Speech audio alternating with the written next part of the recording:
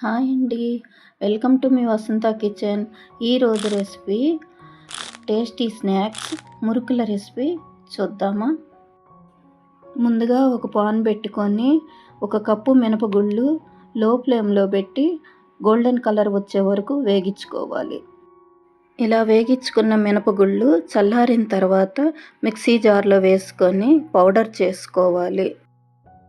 ఇప్పుడు ఒక బౌల్ తీసుకొని 2 కప్పుల బియ్యం పిండి, మిక్సీ జార్లో వేసిన మినపగుళ్ళు పౌడరు, 1/2 కప్పు శనగపిండి, 1 స్పూన్ ఉప్పు, 1 స్పూన్ కారము, 2 స్పూన్లు తెల్ల నూగులు,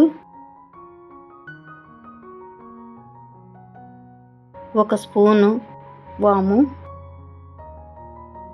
వాము అరచేతిలో వేసుకొని మెత్తగా నలిపి వేస్తే మురుకులు చాలా టేస్టీగా ఉంటవి.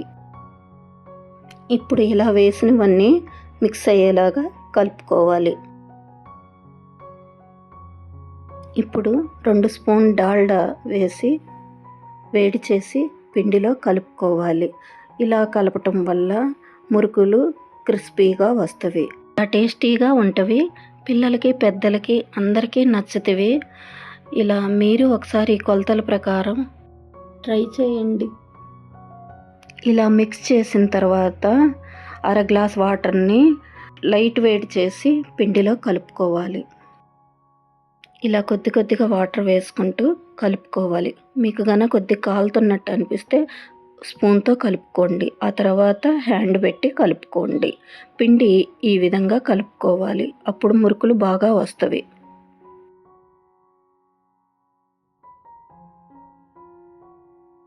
చూశారు కదండి. చక్రాల గిద్దల్లో పిండి పెట్టుకోవడానికి ఈ విధంగా కలుపుకోవాలి. పిండిని 10 నిమిషాలు మూత పెట్టి పక్కన పెట్టుకోవాలి. ఇప్పుడు డీప్ ఫ్రైకి సరిపడినంత నూనె వేసుకొని కాగనివ్వాలి.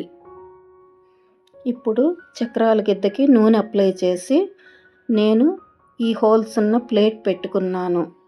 మీకు ఏ మోడల్ కావాలో ఆ ప్లేట్ పెట్టుకొని మీరు జంతికలు వేసుకోవటమే. ఇప్పుడు పిండి పెట్టేటప్పుడు ఎంతైతే పడుతుందో అంత పెట్టుకొని కొద్దిగా గ్యాప్ ఉంచుకొని మూత పెట్టుకోవాలి.